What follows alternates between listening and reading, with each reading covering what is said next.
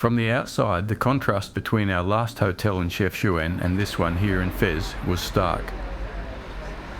Arriving with the garbage collector, we stood there wondering where could it be. Nothing would possess you to look for a place to sleep down an alley like this, with its stray cats and ending in who knows where. But pass through the door at the very end and you enter a different world. We struggled to come to grips with what we were seeing compared to what we'd just come through.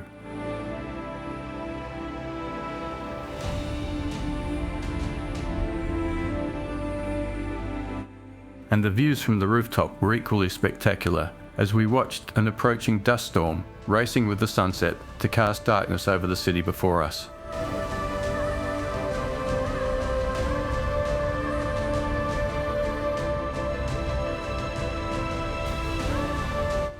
Overnight, the rain had washed the dust away, leaving the city fresh, clean and enticing to explore. If you could choose only two things that is quintessentially Fez, it would most likely be the leather tanneries and the ancient Medina. Medina Fez El Bali, with its labyrinth of narrow streets and crammed buildings, has remained largely unchanged since medieval times, from where it evolved with no real planning. It is one of the world's oldest and largest pedestrian zones, and you could wander, lost for days, in this fascinating place.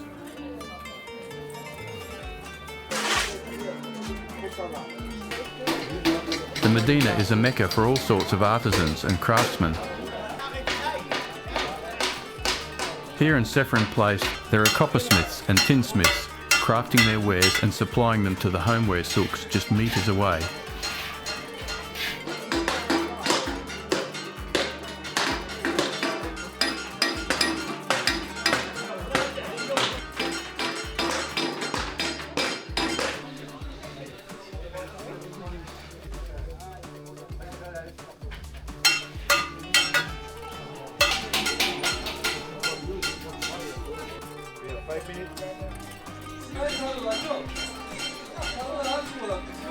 A short distance away is the Sidi Moussa Tannery. Along the way you pass through a produce souk.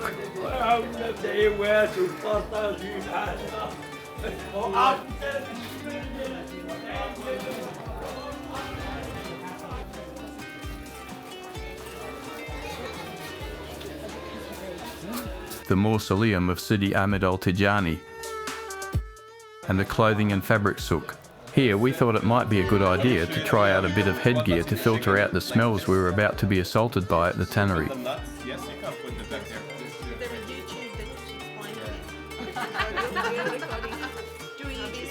If you don't know how you do it, you can give it just from the guy of the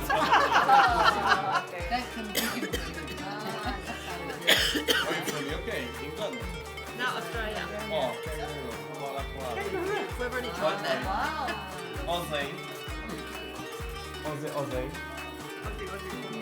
Do I look Moroccan? We open the last a little bit from behind.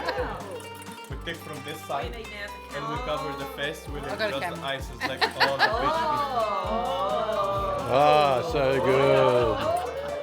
So now we're gonna bargain how many camels for my beautiful lady. How many camels? 5,000. This is the way how you do I it. got extra. Yeah, so I and need more. yeah. But the headgear and filter did not work, and nothing can prepare you for how badly this place smells anyway. You have to feel for the people who work down there, so close to the source of the stench, breathing in those odours all day, in the 40+ degree heat, with no shade and wallowing in those pungent liquids. Razor-sharp knife, wet slippery grip, softened skin. Try getting that through OH&S back home.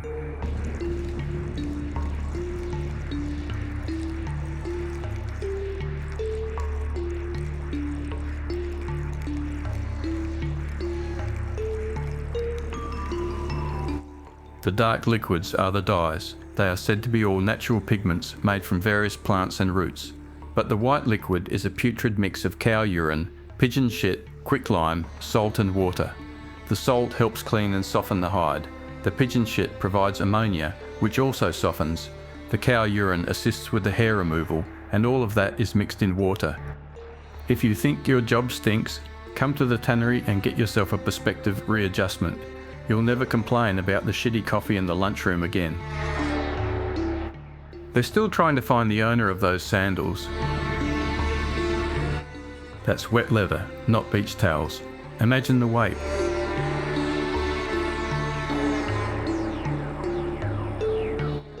Kind of reminds you of washing the kids' footy jerseys.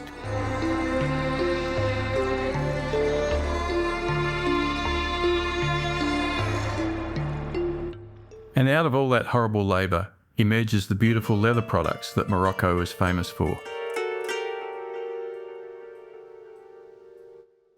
Near the Semarin Medina, with its massive entrance, is the Jewish Quarter. Here there are carpet emporiums showcasing yet more colourful craft.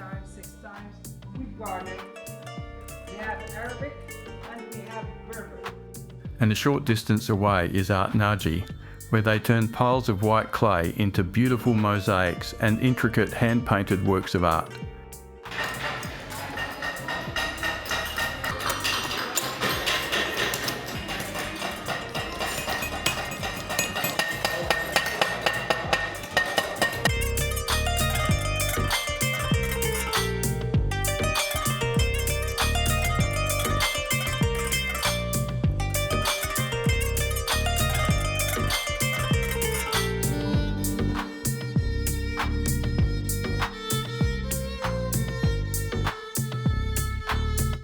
There is so much more to see in Fez.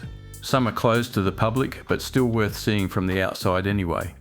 Two such places are the 13th century Royal Palace, with its stunningly beautiful entrance gates, and the University of Qarawiyyin, the world's oldest continually functioning university, established in 859.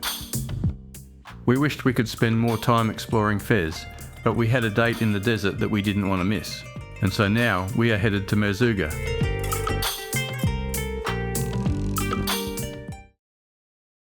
Morocco keeps throwing surprises at you, from monkeys in a forest. That's cool. This is real love, you know? And the alpine village of Ifrane, with nearby ski fields and looking like something from Switzerland.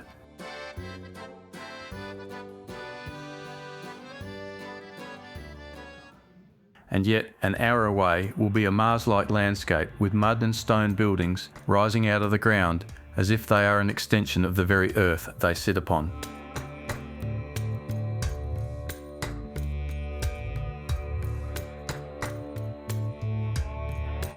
"460 kilometres south of Fez lies the desert town of Merzouga, just 50 kilometres from the Algerian border, and at the northern edge of the Sahara Desert.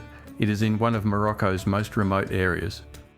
Accommodation here is vastly different from that in Fez.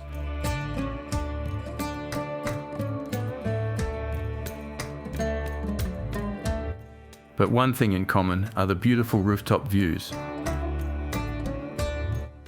And from here, the sunset over the Erg Chebi dunes was spectacular. Sunrise on Erg Chebi reveals gorgeous hues that change by the minute and fill you with anticipation for the day ahead. Today, we would be heading out into the desert to meet with some local Bedouin people at their camp.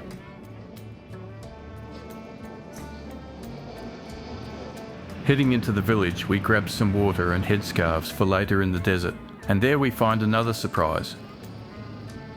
On the outskirts of town is the original oasis and wadi, where the community gardens and date plantations are established. Through a network of small channels, water is diverted from one plot to another by blocking or opening the side channels along the trunk main. Each owner has an allotted time to access the water, and that is run on an honour system. Nobody exceeds their time allowance. Also on the outskirts are the common areas where the camels are kept.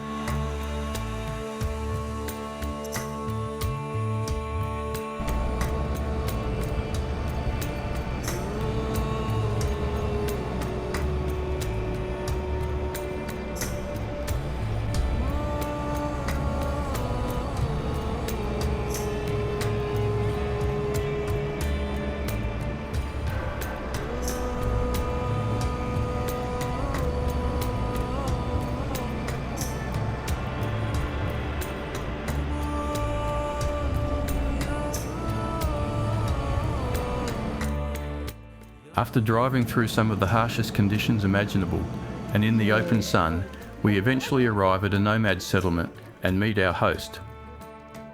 The huge challenges they face just in their everyday lives is immediately obvious. But on a deeper level is the threat to their lifestyle and culture because of the lack of all the things in life that we take for granted. These things are accessible to them as well, but only if they leave this life behind. They have three things more important, which is one, the first one is the water. That means they need water for themselves and for the animals too. And they need also the food for their animals. Like one is the important things, which is, this is why the nomads, they are changing from a place to place because of the food of their animals, you know.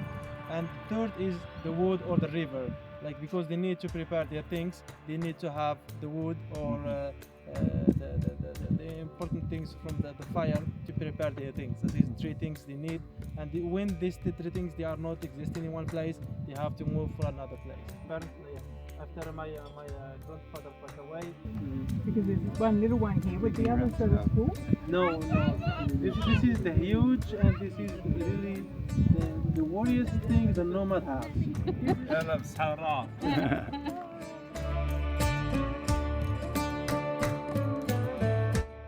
After that humbling encounter, we set off to find a place to get lunch, reflecting on the fact that for us, all we can think about is counting the calories in a meal, oblivious to the struggle that many people face just in getting one.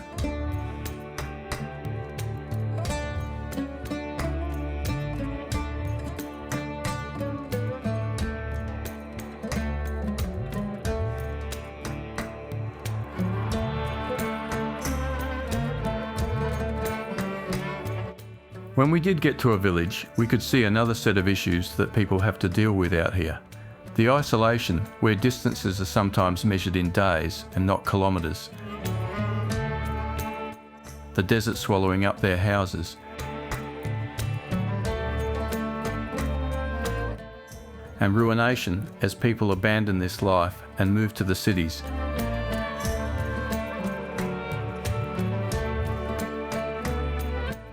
Yet despite these challenges, Morocco holds true to its culture and traditions. Inshallah.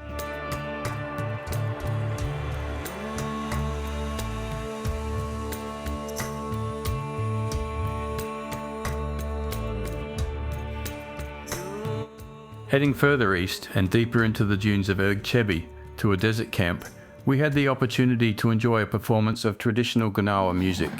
It is a percussive and rhythmic fusion of West African cultural influences brought to Morocco in the 16th and 17th centuries, featuring a bass-like instrument called a guembri that has a distinctive sound and slap-pick playing style.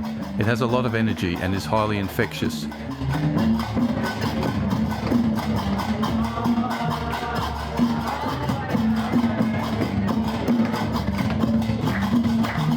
And no matter what the culture, bass players are the coolest.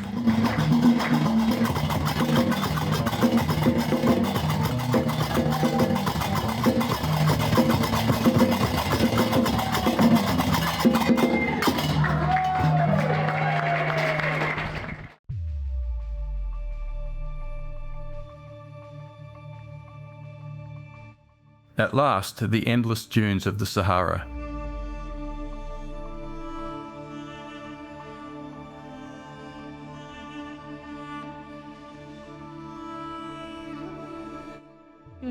Here we would be putting those headscarves to good use, and as it turned out, they were a necessity. Here we would swap our Land Cruisers for those famous ships of the desert. Although some weren't as happy to see us as we were to be seeing them. But generally, they squatted there, peacefully accepting their fate, and allowed us to climb on. Yes, thank you. Thank you very much.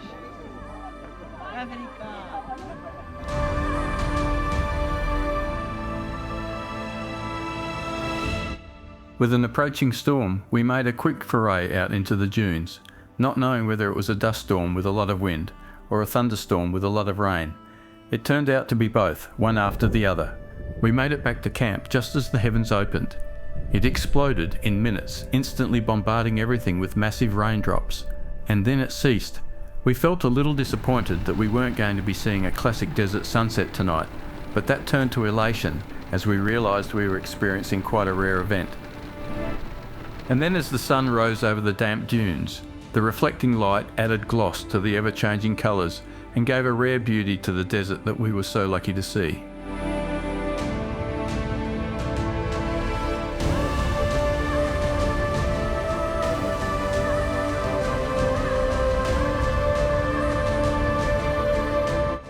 It was only a short stay here, but it was packed with amazing experiences. Now, for the next few days, we would be making our way west, all the way to the Atlantic Ocean.